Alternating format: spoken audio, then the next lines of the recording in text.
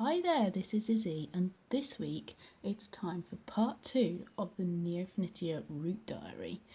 Now, 1 month ago we checked in on 5 Neofinitias in varying states of health, from root nubbins all the way down to no roots at all. This week we're going to check in on 6 Neofinitias, all of which have been in similar setups and have been recovering over the month, and we'll go from the worst to the best and some of the things I've learned along the way. So first up we've got Shinryukou.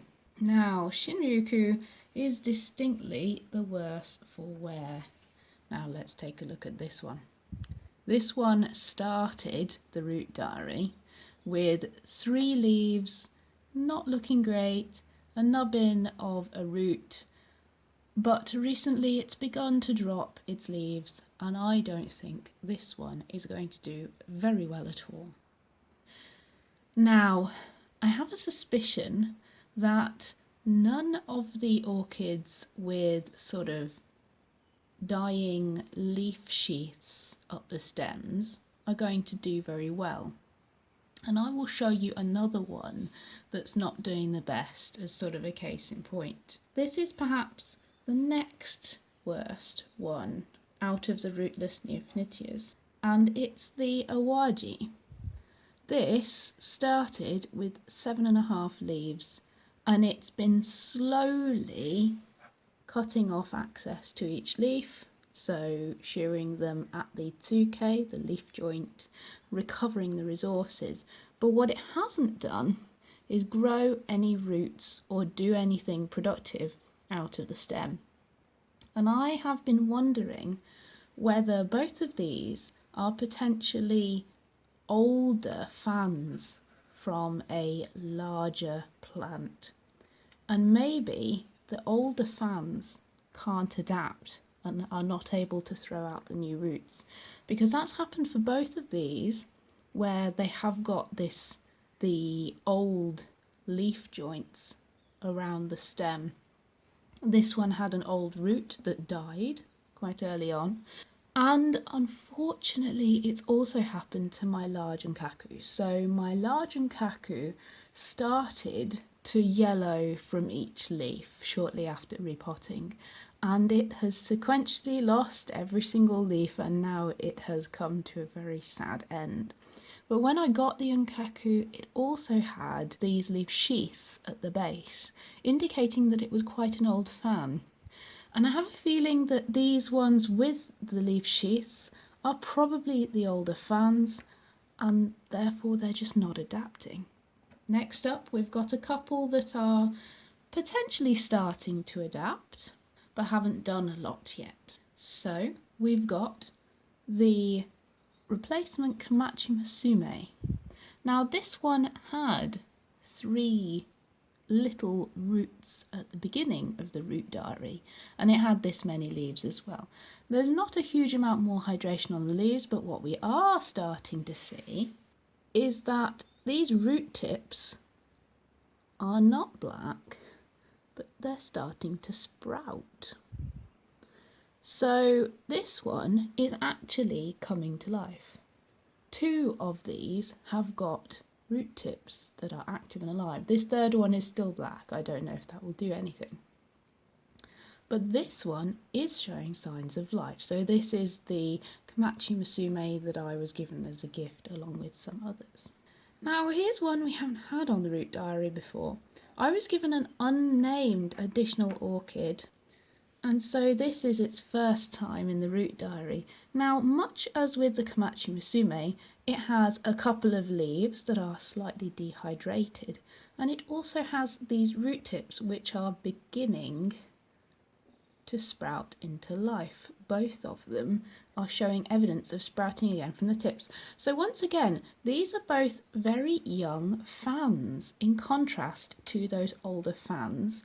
They have young roots that were damaged a little on arrival, like a little burnt, but the younger fans have both sprouted new root tips. Now it's time for a couple of success stories. The first one of these is the Shutenno. So when I got the Shutenno, it had a couple of roots. They didn't look great, and it was a moderately sized fan with 6 leaves and a couple of extra sprouts coming from the base, a couple of new fans. Now, this one is shooting out new roots from the base. We've got one on that side, and we've got another on that side. So, this was a fairly mature fan, but no dead leaf sheaths at the base, as we can see, and in fairly good health. And it seems that this kind of fan has no trouble shooting out new roots. And in a similar vein, something I was not expecting is Kyobijin. This one arrived with no roots whatsoever, and you can see now this one is really going for it. It's shot out 2 lovely, healthy, green looking roots since I got it. Again, it's one of these fans that has a few leaves, not many roots, looks kind of young. So it looks like we've got 3 different kinds of fans and 3 different kinds of outcomes for these Neofinitias that were rootless. We've got the older fans. These ones don't seem to adapt well. Maybe that's just me, but they seem to be really struggling to create new roots or new root tips. They seem to be more prone to dying off one leaf at a time. Next up, we've got the young fans with their emerging roots. The emerging roots appear to have stalled and stopped and then restarted growth, and the young fans are recovering using those roots. They don't have a lot of resources in the fan, so they just literally continue with what they have. Then lastly, we seem to have the larger, slightly more mature fans, still not old, which appear to have the resources to be able to throw out new roots, even when they're rootless. So that has been really interesting for me. Now, a couple of other things about these. I have been trying an experiment with them with seaweed, where half of them have received seaweed and half of them have not received seaweed fertilizer. Now, I don't think it's worth continuing this experiment with these particular orchids. There hasn't been a lot of difference. So within each pair, one of each of these pairs has been assigned to one or the other treatment, seaweed or no seaweed. And we can see that it looks like the condition of the fan has got a greater bearing on how the fan does than the seaweed.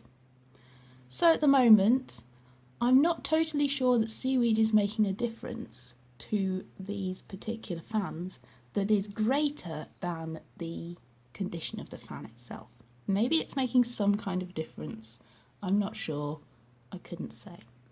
So the other thing that's been quite successful is how I've potted these up.